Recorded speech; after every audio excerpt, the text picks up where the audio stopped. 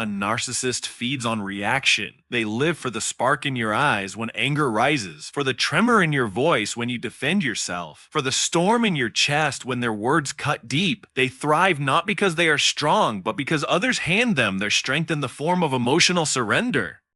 The Stoics knew this well. Marcus Aurelius said, "Choose not to be harmed, and you won't be." The insult itself has no power until you pick it up and make it yours. Detachment is not weakness, it is mastery. When a narcissist throws bait, let it sink. When they provoke, let silence hang heavy in the air. Silence is not empty. It is the loudest refusal. It denies them the oxygen of conflict. It reminds them that their power is illusion. To detach is to remind yourself that your emotions are your domain. They belong to you, not to them. A narcissist can demand attention, but they cannot demand your inner peace unless you allow it. You are not obliged to respond to every slight, defend every rumor, or explain every choice. Your life is not a courtroom where you stand trial for their approval. Detachment means shifting from reaction to observation.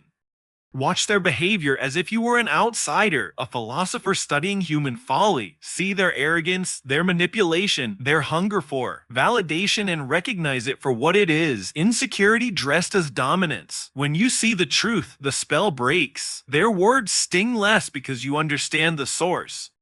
Their games no longer pull you in because you see the desperation behind them. When you detach emotionally, you starve them. You cut off the fuel that keeps their ego alive. And in that silence, in that calm refusal to play, you rise above them. They want to shake you, but instead, they are shaken by your composure. They want chaos, but you give them stillness. They want control, but you remain untouchable. That is how you put a narcissist in their place, not through shouting matches, not through revenge, but through unshakable detachment. A narcissist knows how to pull the strings of anger. They insult, they lie, they twist your words, all in the hope that you will burn with emotion. Because when you are angry, you are no longer in control. They are. Epictetus said it clearly: any person capable of angering you becomes your master. Do not hand over your mastery to someone unworthy. Reason is the shield. Rage is the weakness. Rage clouds judgment, distorts truth, and makes you act in ways you regret. But reason cuts through lies like a blade. Reason reminds you that their insult says more about them than it does about you. Reason whispers that no matter how loudly they shout, reality is unchanged. You do not become what they say you are simply because they said it. The Stoic way is not to deny the spark of anger, it is human. The Stoic way is to take that spark and hold it in the palm of reason until it cools. Let the insult come, feel its weight, then place it where it belongs, back on the shoulders of the one who threw it. Their words are theirs, not yours. When you hold to reason, you rob the narcissist of satisfaction. They expect your outrage, your trembling voice, your desperate defense. But when you answer calmly, or not at all, they crumble. Their power collapses because it depended on your rage to keep it alive. You are not a puppet for their strings. You are not firewood for their flame. Hold steady, think clearly. Reason will not only protect you, it will expose them. For while you remain calm, their mask begins to crack. They reveal themselves as the desperate, insecure manipulator they are. And in that moment, you have already won.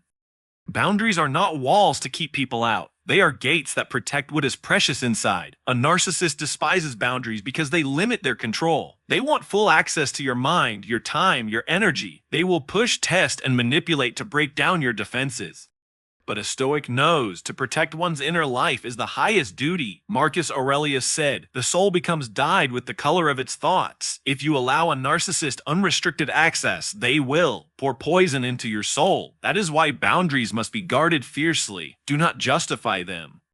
Do not apologize for them. State them clearly, enforce them firmly, and let no guilt sway you. A boundary is not cruelty, it is clarity. Saying no is not hostility, it is honesty. A narcissist will accuse you of selfishness when you refuse their demands, but that accusation is their manipulation, not your reality. Boundaries are the declaration that your life belongs to you. Guarding your boundaries is not only protection from harm, it is practice and discipline. Each time you hold the line, you strengthen your will. Each time you refuse manipulation, you reclaim your dignity.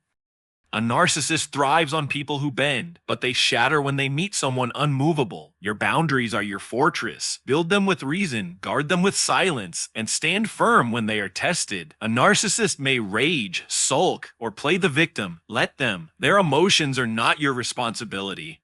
What matters is that your sacred ground remains unbroken. A narcissist wants to be the center of your world, whether through praise or conflict, whether by charm or cruelty. They seek to consume your attention, but nothing destroys them more than indifference. To be ignored is to be starved, and starvation is the death of their ego. Seneca reminds us, we suffer more often in imagination than in reality. A narcissist imagines themselves as the ruler of your thoughts, the architect of your emotions. Indifference shatters that illusion. It shows them they are not essential, not commanding, not even relevant. Indifference does not mean coldness, it means control. You do not curse them, nor do you celebrate them. You simply see them as they are, another flawed human being, undeserving of the pedestal they demand. You strip them of the glamour they drape themselves in, and you meet them with the flat truth of disinterest. It is not easy. Your ego will want to fight back, to prove them wrong, to expose them, but every fight feeds them. Indifference is harder because it requires strength. It requires the discipline to say, you do not deserve my fire, my breath, or my time. When you become indifferent, you stop being the stage for their performance. Without you, their play collapses. The audience is gone, the applause is gone, and in that silence, their power fades into nothing. It is tempting to fight fire with fire. A narcissist lies, so you want to expose them with louder words. They manipulate, so you want to counter. Manipulate. They insult, so you want to insult back. But in doing so, you become what you despise. You drink the very poison you swore to resist. Stoicism is discipline over impulse. It teaches that virtue is strength and vice is weakness. If you mirror their cruelty, you lose virtue. If you lose virtue, you lose strength. Seneca warned, it is a great man who can treat his enemies as if they might one day be his friends. You do not have to embrace a narcissist, but you must not become one in your defense. A narcissist seeks to drag you down to their level. Do not step into the pit. Show restraint where they show excess. Show clarity where they show deception. Show steadiness where they show chaos. In this way, you stand taller. Not because you defeated them at their game, but because you refuse to play it. Virtue is its own victory. Your character is your shield. Never mirror their poison, or it stains you far more than it wounds them. Leave them to drown in their own toxicity, while you walk forward untarnished. The greatest trap when dealing with a king narcissist is illusion. You hope they will change. You hope they will see reason. You hope that beneath the arrogance lies someone who cares. But hope, in this case, is a chain. It binds you to a fantasy, while reality slips further away. Stoicism demands clarity. Marcus Aurelius wrote, don't expect figs in winter. Do not expect a narcissist to become what they are not. They are who they are, driven by ego, consumed by image, addicted to control. Accept this truth, not with bitterness, but with calm.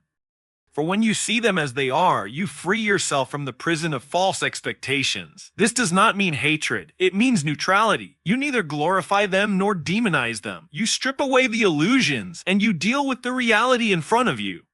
And the reality is this, they will not change because you want them to. They will not wake up one morning with humility in their heart. They will not suddenly value truth over ego. To see clearly is to reclaim power. You stop wasting time on what if and start living in what is. You stop trying to change them and start focusing on strengthening yourself. You stop clinging to illusions and start standing in reality. Clarity is liberation. It ends the cycle of disappointment, manipulation, and false hope. It places the burden of change where it belongs, not on you, but on them. And if they never change, you remain free, unbroken, untied to their illusions. That is Stoic sight. That is how you put them in their place, not by remaking them, but by refusing to blind yourself to what they are.